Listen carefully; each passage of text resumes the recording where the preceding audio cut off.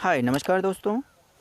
मैं हूं आपका दोस्त राजेश कुशवाहा और आज हम बात करेंगे फिर से एक नए इंटरेस्टिंग टॉपिक पर।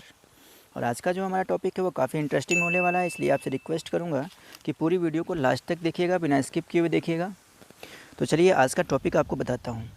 आज का जो टॉपिक है हमारा, आपने अक्सर हमारे नवबौद्ध बंधुओं को देखा होगा, नवबौद्ध विचारकों को देखा होगा कि वो लोग हिंदू धर्म को नीचा दिखाने के लिए, हिंदू धर्म को पिछड़ा बताने के लिए, हिंदू धर्म को संकीर्ण दिखाने के लिए, हिंदू धर्म की मान्यताओं को निरर्थक दिखाने के लिए ये लोग अक्सर ये कहते रहते हैं कि पूरी दुनिया में लोग जो हैं वो बुद्ध के अनुयायी हैं।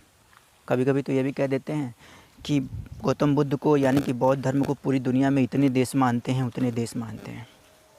तो आज का जो हमारा वीडियो है इसी टॉपिक पर है। आज हम इसी बात की समीक्षा करेंगे कि आखिर वास्तव में बुद्ध को दुनिया में कितने लोग मानते हैं, या बुद्ध को दुनिया में कौन कौन से देश मानते हैं। और वास्तव में बुद्ध को मानने का यानी कि बुद्ध को समझने का, गौतम बुद्ध को मानने का, बौद्धिक विचारधारा को अपनाने का जो संदर्भ है, उनको समझने का जो एक दायरा है वो क्या है। हम कैसे तय करेंगे कि कोई व्यक्ति जो है सामने वाला वो बौद्ध है और वो बुद्ध की विचारधारा को फॉलो करता है या उन्हीं बुद्ध की विचारधारा को मानता है। इसको समझने का हमारे पास क्या पैमाना है, इसको जानने का हमारे पास क्या क्राइटेरिया है। तो चलिए सबसे पहले हम बात कर लेते हैं बौद्ध धर्म के प्रमुख संप्रदायों के बारे में। सबसे पहले बात आती है बौद्ध धर्म का जो प्रमुख संप्रदाय है वो हीनयान है, उसके बाद महायान है और उसके बाद वज्रयान है। इन्हीं तीनों संप्रदायों के आधार पर पूरी दुनिया का बुद्धिज़्म जो है वो टिका हुआ है। और पूरी दुनिया में किसी भी देश में कोई भी बौद्ध धर्म का अनुयायी होगा तो किसी न किसी यान से वो जुड़ा हुआ है और किसी न किसी यान के मार्फत ही वो बुद्धिज़्म का अनुसरण करता है, बुद्ध की विचारधारा को फॉलो करता है या समझने का प्रयास करता है। तो इसमें सबसे बड़ी जानने और समझने वाली बात यह है कि ये जो यान है, चाहे हम हीनयान की बात कर लें, चाहे हम महायान की बात कर लें, चाहे हम वज्रयान की बात कर लें, इन तीनों यानों को भगवान गौतम बुद्ध ने स्वयं निर्मित नहीं किया था, यानी कि किसी यान को भगवान गौतम बुद्ध ने नहीं बनाया। तो फिर इन तीनों यानों को मानने वाले लोग किस तरह से गौतम बुद्ध के अनुयायी हो सकते हैं। क्योंकि जहाँ तक मैं समझता हूँ कि जो महायान है, महायान को नागार्जुन और अश्वघोष ने निर्मित किया था। जो हीनयान है उसको बुद्धघोष ने बनाया, और जो वज्रयान है वो पद्मसंभव ने बनाया। तो वस्तुतः पूरी दुनिया में मुख्य रूप से दो ही यानों के लोग मिलते हैं, और महायान में ही कहीं कहीं छुपे रूप में जो वज्रयान है वो देखने को मिल जाता है।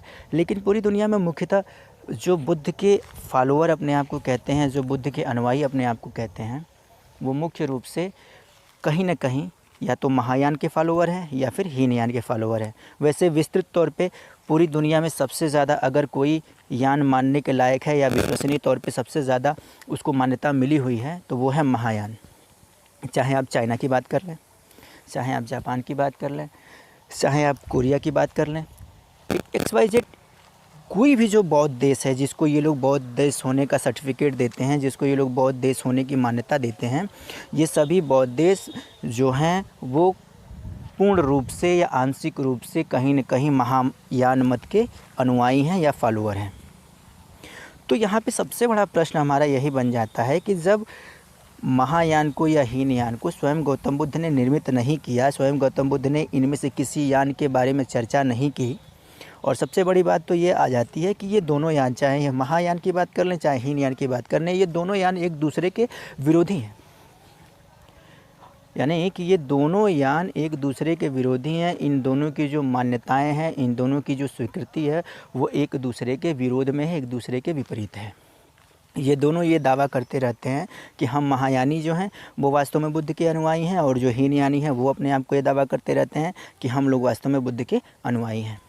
मैंने आपके सामने एक और सवाल रखा था कि आखिर बौद्ध होने का जो क्राइटेरिया है, आखिर किसे हम बौद्ध मान सकते हैं, किसको हम बौद्ध कह सकते हैं। क्योंकि अगर महायान की हम बात कर लें तो महायान में भी मूर्ति पूजा है, महायान में भी देवी देवताओं की पूजा का जिक्र है, महायान भी कर्मकांडों पर विश्वास रखता है। अगर आप चाइना, जापान, और अन्य बौद्ध देशों में अगर आप गए होंगे और महायान की जो छाप है अगर आप उसका अनुसरण करेंगे तो आपको उसमें प्रचुर मात्रा में ये सारे कर्मकांड, रीति रिवाज, मूर्ति पूजा, मत मान्यताओं का समावेश आपको देखने को मिल जाएगा। और वहीं अगर आप हीनयान की बात करें तो इसमें भी मिल जाएगा। तो सवाल ये खड़ा होता है कि आखिर महायान में और हीनयान में वास्तव में बुद्ध का जो मत है वो किसके अंदर छुपा हुआ है? कौन वास्तव में बुद्ध का सच्चा फॉलोअर है, कौन वास्तव में बुद्ध के सच्चे अनुयायी हैं? इसका आधार कैसे हम तय करेंगे, यही सबसे ज़्यादा समझने और मानने लायक बात है। एक तरफ हीनयानी अपने आप को दावा करते हैं कि जो महायानी हैं वो वास्तव में ब्राह्मण धर्म से पोषित हैं, ब्राह्मण धर्म से संक्रमित हैं और वो बुद्ध के सच्चे फॉलोअर नहीं हैं। दूसरी तरफ जो महायानी हैं वो हीनयानियों के ऊपर आरोप लगाते हैं कि इनका जो नियम है वो तुच्छ स्वार्थ के पीछे भटका हुआ है, ये सिर्फ व्यक्तिगत स्वार्थ के पीछे काम करते हैं, व्यक्तिगत निर्माण के ऊपर काम करते हैं, जबकि वास्तविक मत हमारा है, हम महायानी हैं, हम विस्तृत समुदाय के निर्माण और विस्तृत समुदाय के उद्धार की बात करते हैं।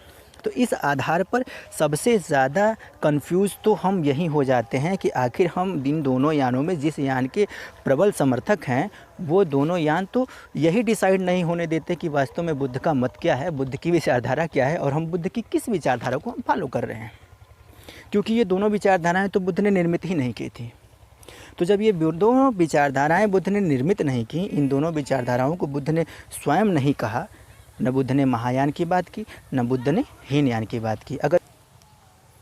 अगर सिर्फ बुद्ध की फ़ोटो लगा देने से, बुद्ध की बड़ी बड़ी स्टैच्यू लगा देने से, बुद्ध की बड़ी बड़ी मूर्तियों को लगा देने से और बौद्ध धर्म को राजधर्म का दर्जा दे देने से अगर कोई देश बौद्ध हो जाता है तो मैं समझता हूँ ये बिल्कुल ही बेवकूफ़ी भरा तर्क है, ये बिल्कुल नासमझी भरा तर्क है। क्योंकि मेरी समझ में बुद्ध तो वो हो सकता है कि जो बुद्ध की विचारधारा का अनुसरण करता हो, बुद्ध के अष्टांगिक मार्ग, बुद्ध के पंचशील का जो अनुसरण करता हो वास्तव में वह बुद्ध है।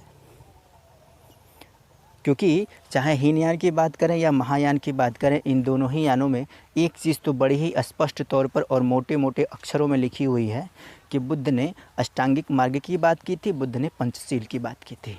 इस कड़ी में सबसे बड़ी बात तो ये उभर कर आती है कि अगर बुद्ध ने अष्टांगिक मार्ग की बात की, बुद्ध ने अगर पंचशील की बात की, तो वास्तव में जो बुद्ध का पंचशील है, जो बुद्ध का अष्टांगिक मार्ग है, वो व्यक्ति को किस दिशा में लेकर जाता है? बुद्ध के पंचशील का अनुसरण करने पर, बुद्ध के अष्टांगिक मार्ग का अनुसरण करने पर क्या हम भौतिकवाद की तरफ जाते हैं या अध्यात्मवाद की तरफ जाते हैं? आपने अक्सर बहुत सारे हमारे नवबौद्ध वैज्ञानिकों को ये कहते हुए सुना होगा कि जो बुद्ध का मार्ग है वो व्यक्ति को वैज्ञानिक बनाता है, यानी कि बुद्ध का जो कॉन्सेप्ट है वो विज्ञानवादी है, वैज्ञानिक बना देता है वो इंसान को।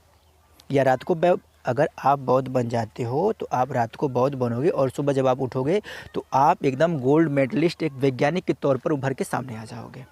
और उसके बाद से फिर आप फेसबुक पर, आप व्हाट्सएप पर, आप यूट्यूब पर बड़े बड़े वैज्ञानिक लेक्चर देने के लिए, बड़े बड़े वैज्ञानिक उपदेश देने के लिए स्वीकृत कर लिए जाओगे, यानी कि स्वीकार कर लिए जाओगे।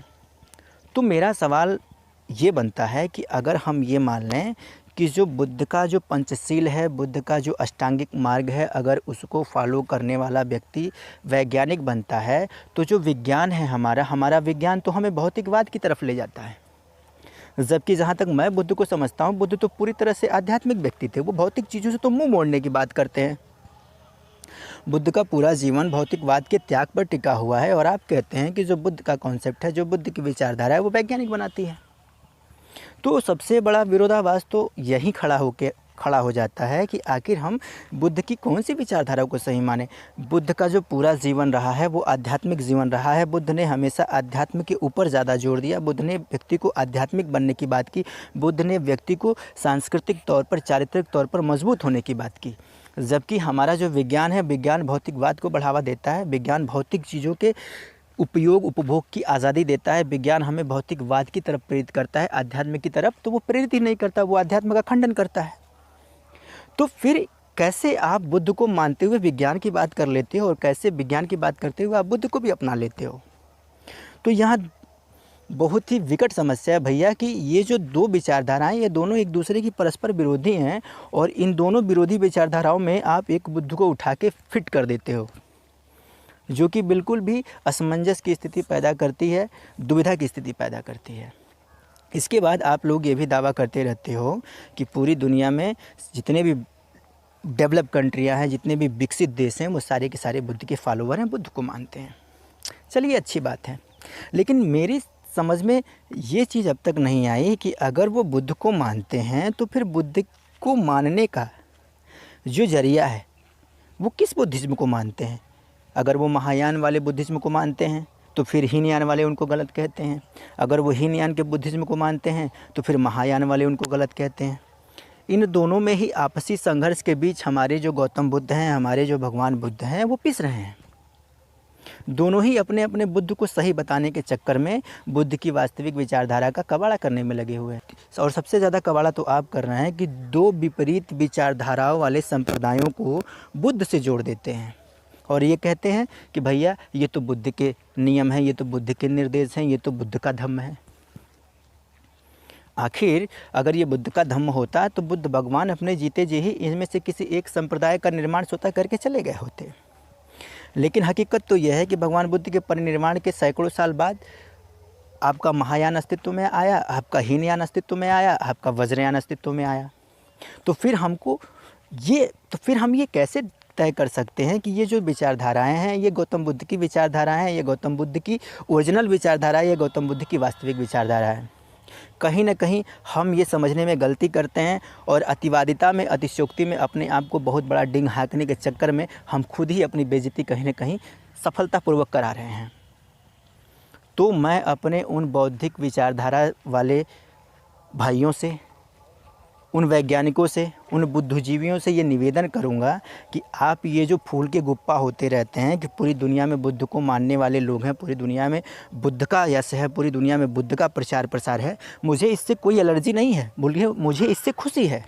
लेकिन यहाँ समझने वाली बात यह है कि आखिर आप जिसको बुद्ध मत कह रहे हो, जिसको बौद्धिक विचारधारा कह रहे हो, वो बौद्धिक विचारधारा अगर वास्तव में बुद्ध की है तो फिर एक विचारधारा के विपरीत क्यों है। अगर आप हीनयान को सही मानते हो तो फिर महायान आपके विरोध में खड़ा हो जाता है। अगर आप महायान को सही मानते हो तो फिर हीनयान आपके विरोध में खड़ा हो जाता है। और अगर इन दोनों को सही मान लो तो भैया वज्रयान तो सबसे पतित है, हुआ तो आपको कबाड़ा बना के रख देता है। तो ये चीज़ जो है कहीं न कहीं आपको स्वयं पथभ्रष्ट करती है, स्वयं विचलित करती है। और जब आप स्वयं विचलित हो, स्वयं अनभिज्ञ हो, स्वयं ही इस चीज़ का निर्णय नहीं ले पा रहे हो कि बुद्ध हमें आध्यात्म की तरफ ले जाने वाले हैं, कि बुद्ध हमें विज्ञान की तरफ ले जाने वाले हैं, बुद्ध को मानने वाले महायानी सही हैं कि बुद्ध को मानने वाले हीनयानी सही हैं। जब आपके धम्म में, आपकी विचारधारा में इतना बड़ा कन्फ्यूजन है तो फिर आप किस आधार पर हिंदू धर्म के ऊपर आरोप प्रत्यारोप मढ़ के अपने आप को बहुत ज़्यादा साइंटिस्ट, अपने आप को बहुत ज़्यादा इंटेलिजेंट, अपने आप को बहुत ज़्यादा बुद्धिमान साबित करने के होड़ में, जी तोड़ में नित कोशिश करते हो। दोस्तों, मेरी बात सुन के मैं समझता हूँ कि बहुत सारे लोगों को आज दुख भी होगा और बहुत सारे जो लोग हैं, बहुत सारे जो बौद्धिक विचारधारा के हमारे भाई हैं, हो सकता है कि वो कमेंट बॉक्स को पूरी गालियों से भर दें, लेकिन मुझे इसकी कोई परवाह नहीं है। मैंने आज आपके सामने एक सही तथ्य रखा है, एक वास्तविक पहलू रखा है। मुझे गाली देने से पहले, मेरा विरोध करने से पहले आप एक बार ज़रूर इस चीज़ पर मनन करिएगा कि आप जिसको बौद्धिक विचारधारा मानते हो, आप जिसको बुद्ध की विचारधारा मानते हो, क्या वास्तव में बुद्ध की विचारधारा जो है वो आपको साइंटिस्ट बनाती है, आपको आध्यात्मिक बनाती है, या आपको महायान का अनुयायी बनाती है, या आपको हीनयान का अनुयायी बनाती है, या इन दोनों से चौपटानंद आपको वज्रयान का अनुयायी बनाती है। तो हम जब आपकी विचारधारा को देखते हैं तो हमें एक चीज़ बहुत ही स्पष्ट तौर पर समझ में आती है कि आप खुद ही इतने ज़्यादा बटे हुए हो, बिखरे हुए हो और मतांतरों में उलझे हुए हो। तो सबसे पहले तो आप अपनी भ्रांतियों को दूर करने का पूरा सफल प्रयास करो। आप हिंदुओं के अंधविश्वास और पाखंड पर चर्चा करने में जितना समय लगा रहे हो, जितनी ऊर्जा लगा रहे हो, उतनी ऊर्जा अगर आप स्वयं के धर्म की प्रगति पर, स्वयं के धर्म के विकास पर, स्वयं के सिद्धांतों के निर्वहन पर, अगर स्वयं की विचारधारा के सही अनुशीलन पर लगाओ तो मैं समझता हूँ कि आपका धम्म, आपकी विचारधारा दुनिया की सबसे अच्छी और सफल विचारधारा बन के उभरेगी। लेकिन समस्या यही है कि आप कभी भी अपने धम्म ग्रंथों का अध्ययन नहीं करते हो, आप अपनी विचारधारा पर कभी एक बार भी मनन और चिंतन नहीं करते। समझता हूँ कि हमारे समाज में बहुत सारे लोग हैं जो अपने आप को बहुत ज़्यादा बौद्धिक, बहुत ज़्यादा इंटेलिजेंट, बहुत ज़्यादा साइंटिफिक दर्शाने की कोशिश में जी तोड़ तरीके से सिर्फ हिंदू धर्म का विरोध करना जानते हैं। आज की तारीख में बौद्ध होने का सबसे बड़ा प्रूफ ये हो गया है कि आप जितनी सफलतापूर्वक हिंदुओं को गाली दे सकते हो, उतने ही ज़्यादा बौद्ध हो, उतने ही ज़्यादा महान बुद्धिस्ट के तौर पे आप जाने जाओगे। ये क्या तरीका है भाई? बुद्ध होना है तो बुद्ध की विचारधाराओं को समझना ज़रूरी है। बुद्ध की विचारधाराओं में जो उलझन है, जो विघटन है, उसको दूर करने की आवश्यकता है। या हिंदुओं के विरोध करने से आपका बुद्धिज़्म अगर प्रगति कर जाएगा, आपका बुद्धिज़्म अगर श्रेष्ठ हो जाएगा, तो मैं समझता हूँ कि भगवान बुद्ध ने कहीं भी ऐसा कोई शिक्षा या कहीं भी कोई ऐसी बात तो कही नहीं है। तो मैं आप लोगों से निवेदन करूँगा कि इस वीडियो को देखने के बाद आप एक बार अपने बारे में, अपने सिद्धांतों के बारे में, अपने धर्म के बारे में स्वयं का मूल्यांकन ज़रूर करिएगा। तो ठीक है मित्रों, फिर मिलता हूँ आपसे अगली वीडियो में। तब तक के लिए नमस्कार, जय हिंद, जय भारत।